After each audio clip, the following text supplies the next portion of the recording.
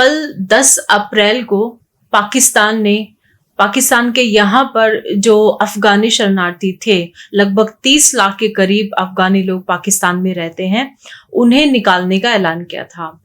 ये पहले ही होना था, लेकिन ईद की वजह से इन्होंने 10 अप्रैल का दिन चुना कि ईद की छुट्टियों के बाद इन सभी शरणार्थियों को यहाँ से निकाला जाएगा। अब उस पर तालिबान ने बयान दिया है। तो तालिबान ने पाकिस्तान को एक बहुत बड़ी धमकी दी है।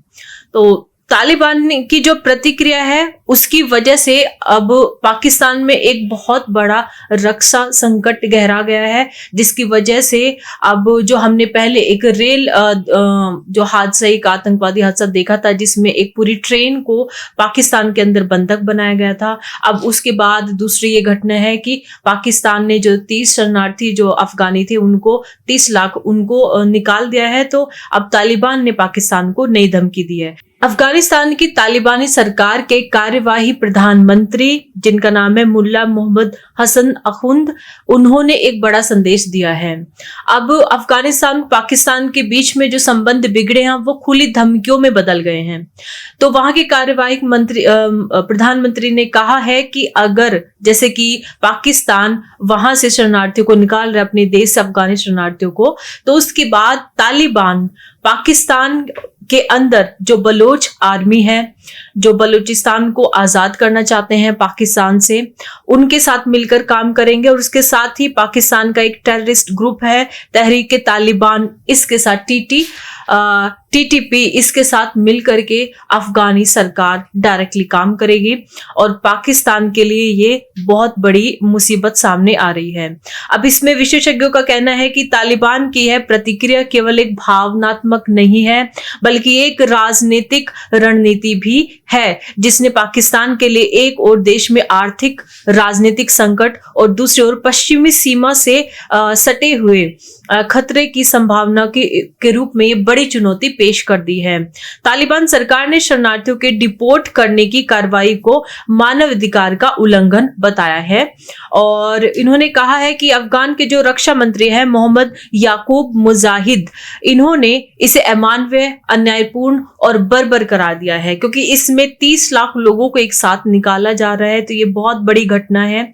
इसके विषय में ज्यादा चर्चा वैसे हो नहीं रही है, लेकिन आने वाले समय में अफगानिस्तान और पाकिस्तान के जो रिश्ते हैं वो बहुत ही ज्यादा खराब होने वाले हैं और विशेषज्ञों का ये कहना है कि पाकिस्तान को ये गलती बहुत भारी पड़ेगी और पाकिस्तान के अंदर जो बलोच लिबरेशन आर्मी है, जो बलोचिस्तान की फ्रीडम के लिए काम कर रही है, उनको अब अफगानिस्तान की सरकार का, तालिबानी सरकार का खुला समर्थन भी मिल रहा है, क्योंकि ये बयान आधिकारिक रूप से दिया गया है तालिबानी सरकार के द्वारा, अफगानिस्तान की तालिबानी सरकार के द्वारा।